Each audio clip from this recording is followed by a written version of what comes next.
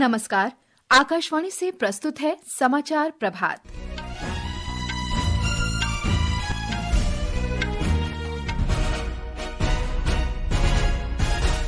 प्रधानमंत्री नरेंद्र मोदी अमेरिकी राष्ट्रपति डोनाल्ड ट्रंप के साथ द्विपक्षीय वार्ता करने के लिए वाशिंगटन डीसी पहुंचे। भारत अमेरिका व्यापक वैश्विक रणनीतिक साझेदारी एजेंडे में शीर्ष पर। अमेरिकी राष्ट्रपति ट्रंप ने यूक्रेन युद्ध पर चर्चा के लिए रूस और यूक्रेन के राष्ट्रपति के साथ फोन पर बातचीत की। आयकर विधेयक 2025 आज लोकसभा में पेश किया जाएगा। आज विश्व रेडियो दिवस है। विषय है रेडियो और जलवायु परिवर्तन। और राष्ट्रीय खेलों में उत्तर प्रदेश के सचिन यादव ने पुरुषों की भाला फेंक स्पर्धा में 10 साल पुराना रिकॉर्ड तोड़ा। गुजरात के कोसंबिया ने एरोबिक जिम्नास्टिक में स्वर्ण पदक जीता।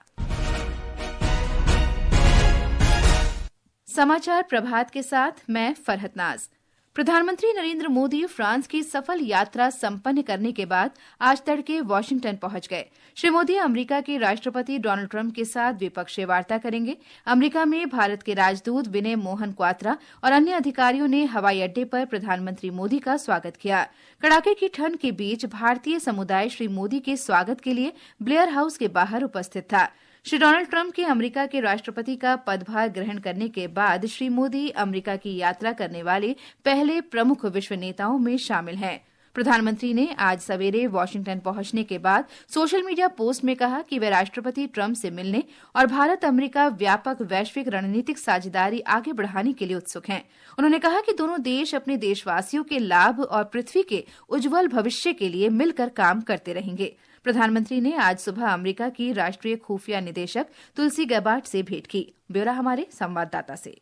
वाशिंगटन में प्रधानमंत्री मोदी और राष्ट्रपति ट्रंप द्विपक्षीय और प्रतिनिधि मंडल स्तर की वार्ता करेंगे। श्री मोदी का अमेरिकी प्रशासन के वरिष्ठ नेताओं, व्यापार जगत के दिग्गजों और भारतीय समुदाय के सदस्यों के साथ बातचीत करने का भी कार्यक्रम है। अमेरिका में नए प्रशासन के कार्यभार संभालने के महज 3 सप्ताह के भीतर श्री मोदी को इस दौरे के लिए आमंत्रित किया गया है, जो भारत और अमेरिका के मजबूत संबंधों को दर्शाता है। श्री ट्रंप के पहले कार्यकाल से ही प्रधानमंत्री मोदी और राष्ट्रपति ट्रंप के बीच घनिष्ठ संबंध रहे हैं। दोनों देशों के बीच व्यापार, निवेश, प्रौद्योगिकी, रक्षा सहयोग, आतंकवाद का मुकाबला, भारत प्रशांत क्षेत्र की सुरक्षा और भारत और अमेरिका के लोगों के संबंधों को लेकर आपसी सहयोग मजबूत रहा है और श्री मोदी की इस यात्रा से यह संबंध और प्रगाढ़ होने की उम्मीद है। दिवाकर के साथ अनुपम मिश्र, आकाशवाणी समाचार, दिल्ली। प्रधानमंत्री ने इससे पहले पेरिस में द्विपक्षीय वार्ता में फ्रांस के राष्ट्रपति इमैनुअल मैक्रों के साथ भारत फ्रांस रणनीतिक साझेदारी के लिए मजबूत प्रतिबद्धता व्यक्त की। दोनों नेताओं ने रक्षा, परमाणु ऊर्जा और अंतरिक्ष के महत्वपूर्ण क्षेत्रों में सहयोग की समीक्षा की। अमेरिका में ट्रंप प्रशासन ने तुलसी गैबार्ड को वहां की नई राष्ट्रीय खुफिया निदेशक के रूप में पुष्टि की है। अमेरिका के विभिन्न खुफिया एजेंसियों के कामकाज की देखरेख और समन्वय के लिए गैबार्ड के नामांकन पर कल बहुप्रतीक्षित अंतिम सीनेट वोट मिला। अमेरिका के राष्ट्रपति डोनाल्ड ट्रंप ने रूस के राष्ट्रपति व्लादिमीर पुतिन और यूक्रेन के राष्ट्रपति वोलोदिमीर जेलेंस्की के साथ फोन पर रूस यूक्रेन संघर्ष पर चर्चा की है। श्री ट्रंप और श्री पुतिन ने संबंध में तुरंत बातचीत शुरू करने पर सहमति व्यक्त की। श्री ट्रंप ने कहा कि वे यूक्रेन के राष्ट्रपति जेलेंस्की को इस बातचीत की जानकारी देंगे। यूक्रेन के राष्ट्रपति कार्यालय ने कहा कि श्री ट्रंप और श्री जेलेंस्की ने लगभग 1 घंटे तक फोन पर बातचीत की। इस बीच रूस ने कहा है कि श्री पुतिन और श्री ट्रंप मुलाकात के लिए सहमत हो गए हैं। राष्ट्रपति पुतिन ने श्री ट्रंप को मॉस्को आने का भी निमंत्रण दिया। आयकर विधेयक 2025 आज लोकसभा में पेश किया जाना है। आयकर से संबंधित कानून को समेकित और संशोधित करने के उद्देश्य से लाया गया ये विधेयक सदन की कार्यवाही में सूचीबद्ध किया गया है। अपने बजट भाषण में वित्त मंत्री निर्मला सीतारामन ने नया आयकर विधेयक लाने की घोषणा की थी। उन्होंने ये भी घोषणा की थी कि सालाना 12 लाख रुपए तक की आय वाले लोगों को कोई आयकर नहीं देना होगा। वक्फ संशोधन विधेयक 2024 पर संयुक्त समिति की रिपोर्ट भी आज लोकसभा और राज्यसभा में पेश की जाएगी। संसद के बजट सत्र के पहले भाग का आज अंतिम दिन है। ये समाचार हमारी वेबसाइट www.newsonair.gov.in और हमारी news on AIR mobile app पर भी उपलब्ध हैं। समाचार प्रभात में आपका फिर स्वागत है। आज विश्व रेडियो दिवस है।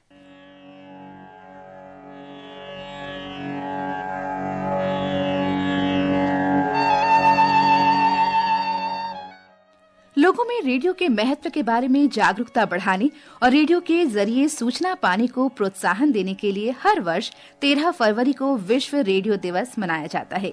ये रेडियो की विशिष्ट उपयोगिता को याद करने का भी दिन है, जो दुनिया के हर हिस्से में लोगों तक पहुंचता है और उन्हें एकजुट करता है। इस वर्ष विश्व रेडियो दिवस का विषय है रेडियो और जलवायु परिवर्तन। इस अवसर पर अपने संदेश में यूनेस्को की महानिदेशक ऑड्रे अज़ोले ने कहा कि विश्व रेडियो दिवस संचार के इस अस्थायी, बहुमुखी और व्यापक रूप से सुलभ माध्यम का जश्न मनाने का अवसर है। विश्व रेडियो दिवस पर अपने संदेश में प्रसार भारती के अध्यक्ष नवनीत कुमार सहगल ने कहा कि समाचार और सूचना का प्रसार करते हुए रेडियो राष्ट्र के सांस्कृतिक और आर्थिक विकास में महत्वपूर्ण भूमिका निभाता है। आज विश्व रेडियो दिवस की हमारे सभी श्रोताओं को बहुत बहुत शुभकामनाएं। संवाद के लिए और सूचनाओं के आदान प्रदान के माध्यम से राष्ट्र के सांस्कृतिक और आर्थिक विकास में रेडियो की एक बहुत महत्वपूर्ण भूमिका है और रेडियो एक बहुत सशक्त माध्यम है पूरे जन जागरण तक पहुंचने का। बहुजन हिताय बहुजन सुखाय के ध्येय वाक्य को ध्यान में रखते हुए दुनिया का सबसे बड़ा radio network all India radio Akashvani जन जन तक मनोरंजन, शिक्षा और सूचना उसका प्रचार करता है। वहीं श्रोताओं का अभिवादन करते हुए प्रसार भारती के मुख्य कार्यकारी अधिकारी गौरव द्विवेदी ने कहा कि आकाशवाणी जहां भारत की समृद्ध संस्कृति और परंपराओं का वाहक रहा है, वहीं इसने भारत में वैज्ञानिक प्रगति की यात्रा से भी लोगों को जोड़ा है। उन्होंने कहा कि दैनिक जीवन का शायद ही कोई ऐसा पहलू हो जो आकाशवाणी से अछूता रह गया हो। Over the last 9 decades or so, Akashvani has been reaching out to listeners, touching upon the trio of information, education and entertainment, the essentials of a healthy society. On the one hand, Akashvani has been a carrier of India's rich culture and traditions. On the other, it has connected people at large with the journey of scientific progress in India. There is hardly an aspect of daily life that has been left untouched by its programming mix. इस अवसर पर अपनी शुभकामनाएं देते हुए आकाशवाणी की महानिदेशक doctor Pragya Paliwal Gaur ने कहा कि लगभग 9 दशकों से आकाशवाणी श्रोताओं तक सूचना, शिक्षा और मनोरंजन पहुंचा रहा है। और रेडियो की भूमिका के बारे में आप सब जानते ही हैं। पूरे देश में बल्कि पूरे विश्व में आकाशवाणी की अपनी एक आवाज है और उसके जरिए लोगों तक सूचना, मनोरंजन पहुंचाने का आकाशवाणी ने हमेशा से काम किया है। जन सरोकारों से जुड़ा रहा है आकाशवाणी। हम लोग दोबारा उसी की प्रतिबद्धता दोहराते हैं। हमारे संवाददाता ने बताया है कि उत्तर प्रदेश के अमरोहा जिले के गजरौला के राम सिंह बौद्ध को रेडियो मैन के नाम से भी जाना जाता है। उन्होंने मन की बात रेडियो संग्रहालय तैयार किया है। इस संग्रहालय का नाम Guinness book of world record में भी दर्ज है। प्रधानमंत्री नरेंद्र मोदी भी अपने मन की बात कार्यक्रम में उनका उल्लेख कर चुके हैं। अमरोहा के गजरौला में राम सिंह बौद्ध के मन की बात रेडियो संग्रहालय में 1257 यूनिक रेडियो सेट संरक्षित हैं, जबकि कुल रेडियो सेट की संख्या 1400 से अधिक है। संग्रहालय में सबसे छोटा 3 इंच और सबसे बड़ा 1.5 मीटर का रेडियो मौजूद है। राम सिंह बौद्ध बताते हैं कि उन्हें एंटीक रेडियो और अन्य सामान को एकत्र करने का शौक वर्षों से था, लेकिन प्रधानमंत्री के मन की बात कार्यक्रम से प्रेरणा लेकर उन्होंने रेडियो सेट का यह संग्रहालय बनाया। उनका मानना है कि अपनी बात आम लोगों तक पहुंचाने का रेडियो सशक्त माध्यम है। गांव कस्बों में आज भी रेडियो सुना जाता है, जो सबसे सस्ता और सुलभ सुविधाजनक। जिनके पास अक्षर ज्ञान नहीं है, जो अखबार नहीं पढ़ सकते लेकिन रेडियो सुन सकते हैं, जो लोग अपनी दृष्टिहीनता के कारण खबर नहीं देख सकते, टेलीविजन नहीं देख सकती, रेडियो उनका भी साथी है। इसी उपयोगिता को देखते हुए मैंने अपने यहाँ रेडियो संग्रहालय स्थापित किया है। राम सिंह बौद्ध कहते हैं कि उन्होंने यह रेडियो देश भर में घूम घूम कर एकत्रित किए हैं और इस रेडियो संग्रहालय को बनाने का उद्देश्य आने वाली पीढ़ी को रेडियो के अनूठे इतिहास से परिचित कराना है। ओम अवस्थी, आकाशवाणी समाचार, लखनऊ। और अब खबरें महाकुंभ से।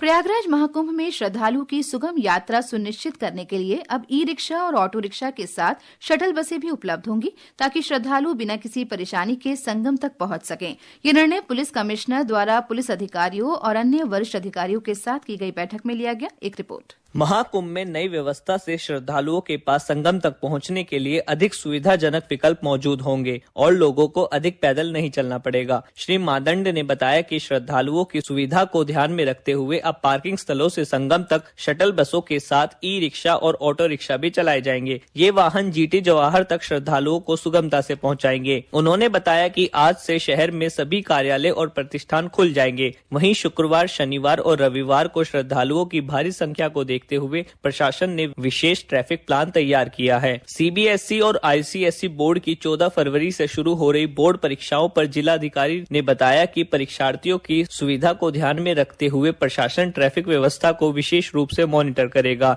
आदर्श के साथ अभिषेक कपिल, आकाशवाणी समाचार, प्रयागराज।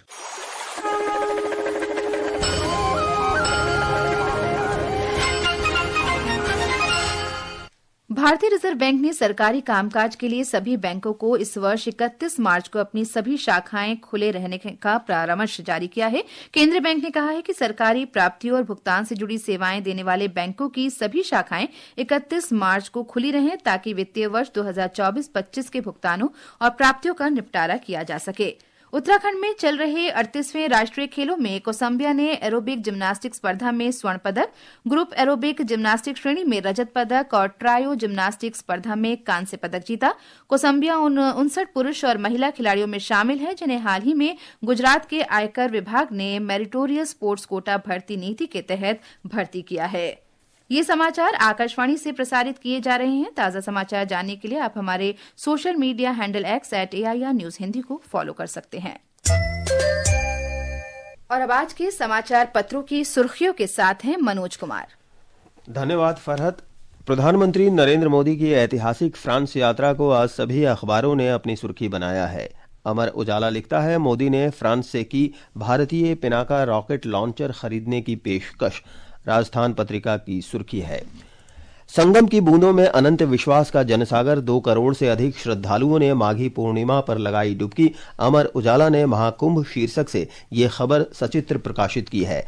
5 महीने के निचले स्तर पर खुदरा महंगाई, खाद्य वस्तुओं की कीमतों में नरमी से महंगाई बढ़ने की रफ्तार हुई सुस्त। राजस्थान पत्रिका की खबर है, सर्द हवाओं की दस्तक से पारा लुढ़का, 48 घंटे में फिर बढ़कर होगा 30 पार। नव भारत टाइम्स में है। धन्यवाद मनोज। और अंत में मुख्य समाचार एक बार फिर। प्रधानमंत्री नरेंद्र मोदी अमेरिकी राष्ट्रपति डोनाल्ड ट्रंप के साथ द्विपक्षीय वार्ता करने के लिए वाशिंगटन DC पहुंचे। भारत अमेरिका व्यापक वैश्विक रणनीतिक साझेदारी एजेंडे में शीर्ष पर। अमेरिकी राष्ट्रपति ट्रंप ने यूक्रेन युद्ध पर चर्चा के लिए रूस और यूक्रेन के राष्ट्रपति के साथ फोन पर बातचीत की। आयकर विधेयक 2025 आज लोकसभा में पेश किया जाएगा। आज विश्व रेडियो दिवस है। विषय है रेडियो और जलवायु परिवर्तन। और राष्ट्रीय खेलों में उत्तराखंड के सचिन यादव ने पुरुषों की भाला फेंक स्पर्धा में 10 साल पुराना रिकॉर्ड तोड़ा। गुजरात के कोसंबिया ने एरोबिक जिम्नास्टिक में स्वर्ण पदक जीता। इसके साथ ही समाचार प्रभात का ये अंक समाप्त हुआ। नमस्कार।